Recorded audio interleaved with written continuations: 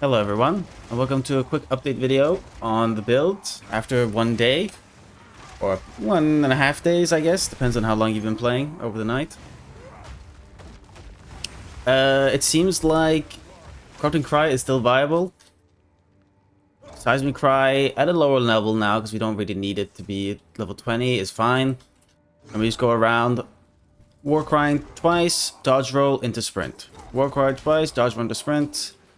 And basically everything, all white mobs will die, and then you don't have to, there's no point wasting your time, trying to wait for the mobs to die. If something good drops, I'm sure that you'll hear it on your loot filter. The single target has changed because Ancestral Warrior totems are pretty bad right now, specifically because endurance charge generation is very difficult, especially without Hate Forge. So that's kind of tabled for the moment. So current single target is now Forge Hammer into triple totem, shockwave totem, and then this churning explosions as each one causes Forge Hammer to explode. There's currently a lot of bugs, as you see, you might not realize, but there's no spirits on my totems for some reason.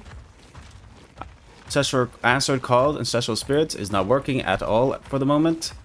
So those buffs we would normally be getting from those guys just aren't there. So that kind of sucks. Hopefully GG gets to fixing that soon, but apparently it's a restart patch, which means it might even take a week before that gets changed. Luckily, it doesn't affect us too much, it's just a nice buff to have those, but oh well. As for the rest, we have Seismic Cry with Corrupting Cry, Brutality, Swift Affliction, Enduring Impact. Enduring Impact is so we can get some endurance charges, because currently I have Forge Hammer with Jagged Ground, which only works if you have endurance charge, and it means that the entire Forge Hammer explosion is Jagged Ground. This is pretty important because Shockwave Totem does more damage if it hits Jagged Ground. So but there's a slight possibility that Shockwave Totem is doing literally no damage now anyway. So I don't know, we'll still have to figure that one out. But for now, it definitely works. The damage is definitely there. We can kill all bosses and stuff.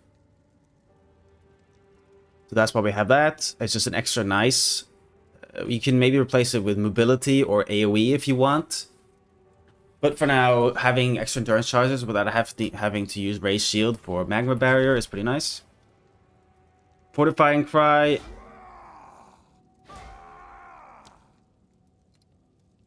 Fortifying Cry is pretty nice because it gives us Rage.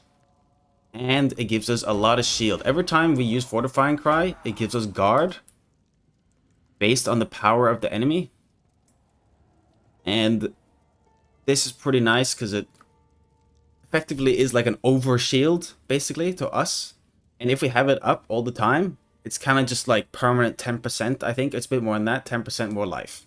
And it also kind of heals itself every time you use it too. So super good defense. Shockwave Totem.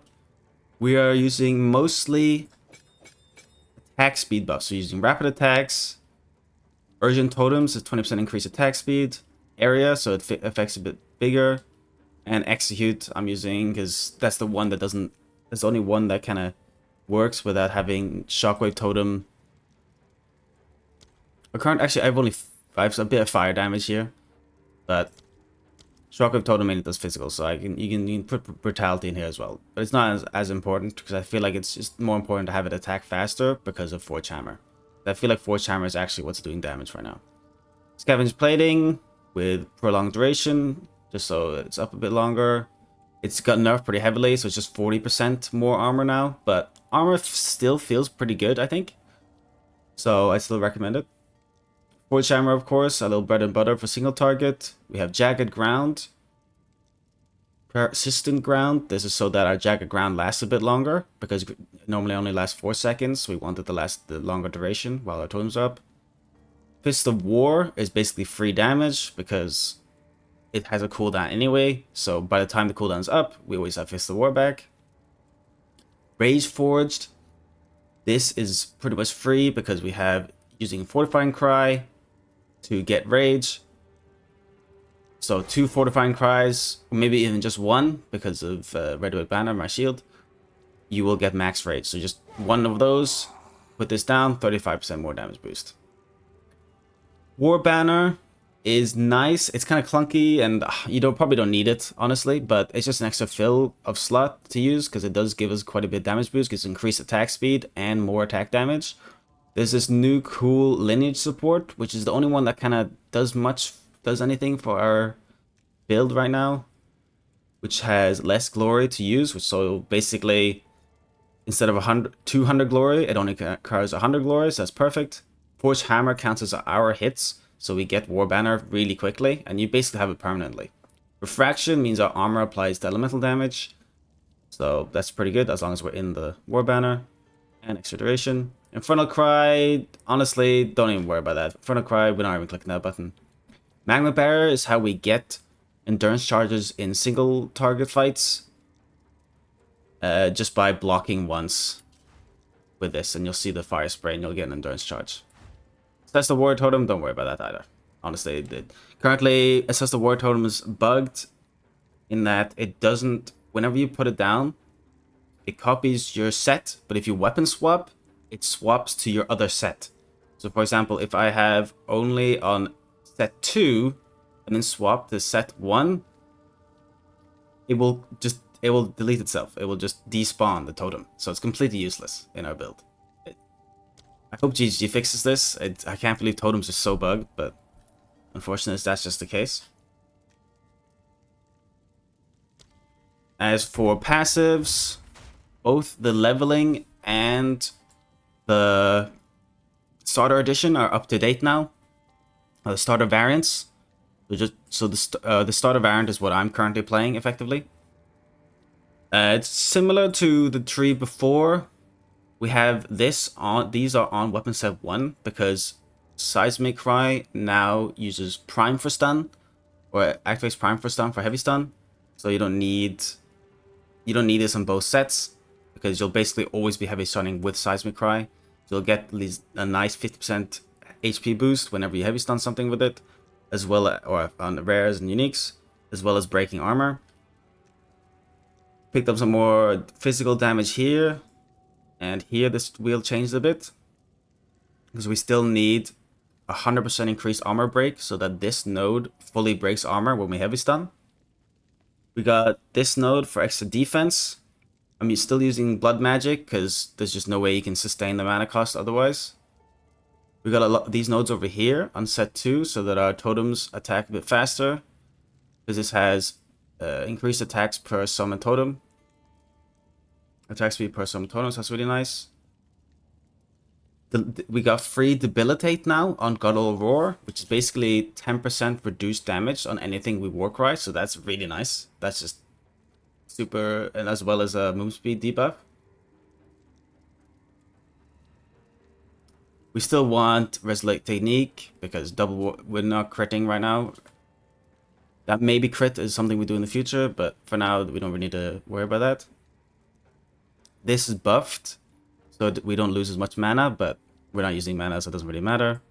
We're using this, the Molten One's Gift, because Forge Hammer is fire damage. So when we fully break armor, we want that to also apply to fire damage. This is really nice for that.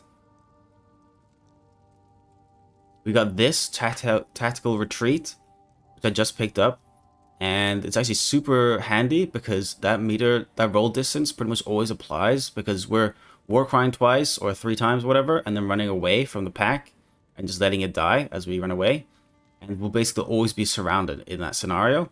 So that's a super nice move speed buff, which we desperately need, as well as the dodge roll distance is actually really handy too.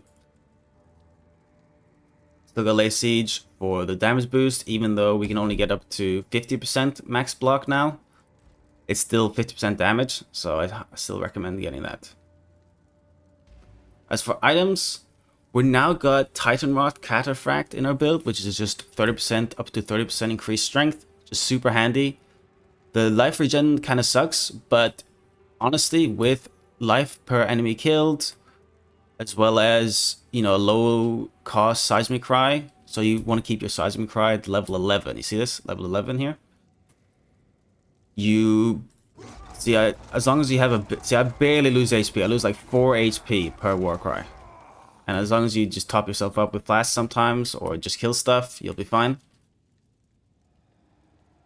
Black Sun Crest, pretty standard. I should probably upgrade this actually, but just get the extra strength. Just stats on your amulet. I should probably upgrade this. You want resistances, stats, life, strength, resistances, strength, resistances. There's no strength on this one, so I should upgrade that.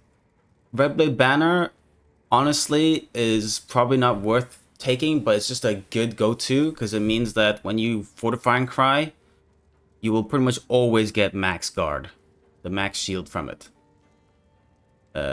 Because we need power on the enemy. And power is basically like how, like normally boss has 20 power. With this, it would have 40 power. There's a max cap of 20 power though for Fortifying Cry. It won't give you any more shield over that. But normal white mobs only count for 1 power. So with this, basically even when you Warcry against white mobs, you'll still get the full shield. Strength, resistance, life. Strength, resistance, life. Strength, resistance, life. And move speed, of course. You want as much move speed as possible. Move speed is super nice. On our one-hander, we just need strength and the life per enemy killed. That's pretty much everything. You have this really cool stat actually that you can get on the new Abyss modifiers. And if you can get this on your one-hander, that'd be really nice, which says increased damage while you have a totem. This would be super handy on this hammer. But otherwise, it's just those 2 stats for now. We can't use a scepter because we need int, and we're not in a position to get int right now, so don't worry too much about that. For two-hander, we now need a good two-hander with a lot of damage to actually make our... Mainly because Forge Hammers also a lot of our damage now, so that needs a good weapon. But also totems now use your weapon stats. They don't have their own stats anymore. In theory, again, we don't... Apparently everything's bugged, but nonetheless, Forge Hammer is what's doing our damage. So you need a good one-hander, two-hander with lots of physical damage or maybe fire damage. That's probably fine as well. And maybe level of all melee skills is also a really good stat. Alright, otherwise, you can come check out my stream at skadoosh_c if you want to see how it's progressing. Still no Hate Forge has showed up in softcore trade, so that's interesting. But otherwise, I'll probably make a build guide at some point. Depends on whether I want to make it with Hate Forge or not, or while there's bugs. But hopefully this will do for now. Bye-bye.